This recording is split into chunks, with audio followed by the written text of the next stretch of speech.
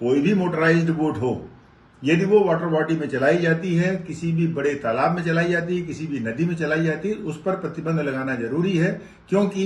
इनसे तमाम तरह के वायु प्रदूषण, जल प्रदूषण पैदा होने के कारण ये पानी धीरे धीरे इनका अपीने योग्य हो जाएगा और वो पीने लायक नहीं बचेगा। इस पर काफी लंबी सुनवाई चली है और 2022 को पिटीशन लगी थी और 2023 में अगस्त में ये जो है नेशनल ग्रीन ट्रिब्यूनल ने अपना अंतिम आदेश दिया, जिस पर उन्होंने मध्य प्रदेश की सारी वाटर बॉडीज में, पोर्टेबल वाटर बॉडीज में क्रूज या मोटराइज्ड बोट चलाने पर बैन लगा दिया था। अब इसको लेकर के टूरिज्म डिपार्टमेंट, मध्य प्रदेश सरकार जो है उसने सुप्रीम कोर्ट में अप्रोच किया था कि इनका जो आदेश है, जो नेशनल ग्रीन ट्रिब्यूनल का आदेश है, उस आदेश को रोका जाए, क्योंकि उससे टूरिज्म प्रभावित होगा और उससे बाकी रामसर साइट्स इत्यादि इत्यादि पर चलते रहती थी, यहां भी चलाया जाए।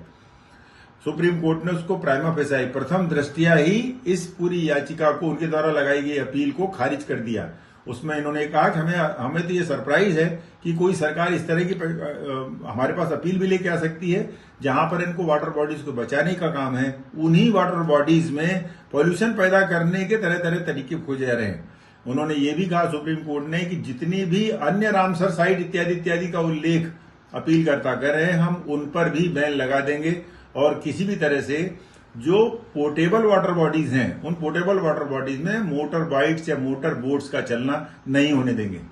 उस अपीलकर्ता ने ये कहा कि यहाँ पर टूरिज्म की गतिविधियों को बढ़ावा मिलना बहुत जरूरी है, वरना मध्य प्रदेश में टूरिज्म को कैसे बढ़ावा नहीं मिलेगा यदि वहां की वाटर बॉडीज में इस तरह के मोटराइज बोट लगाने पर प्रतिबंध लगा दिया जाएगा।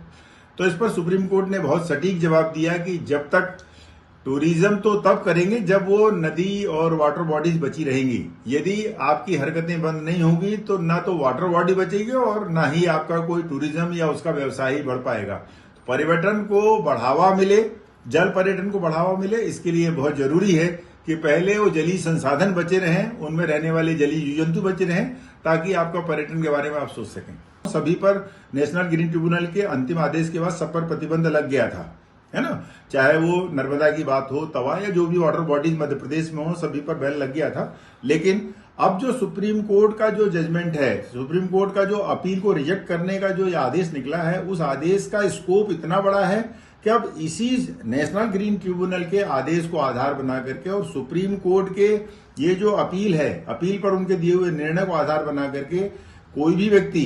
भारत की किसी भी नदी के लिए, चाहे वो कावेरी हो, चाहे वो ब्रह्मपुत्रा हो, चाहे वो कृष्णा नदी हो, चाहे वो गंगा नदी हो, या फिर जो जलीय संसाधन है बहुत बड़े बड़े जिनका पानी पीने के काम आता है, उन सभी जलीय संसाधनों पर यही मेरी याचिका, इस पर दिए हुए आदेश और सुप्रीम कोर्ट का जो अंतिम, जो अभी अपील पर जो दिया हुआ आदेश है, वो सब जो है लागू होंगे। और ऐसा कहें कि ये पूरा भारतवर्ष के लिए पहली बार और ऐतिहासिक आदेश है, जिसका हमारी सारी वाटर बॉडीज को बचाने के लिए एक बहुत ही बड़ा योगदान होगा और बहुत बड़ा एक माइलस्टोन साबित होगा।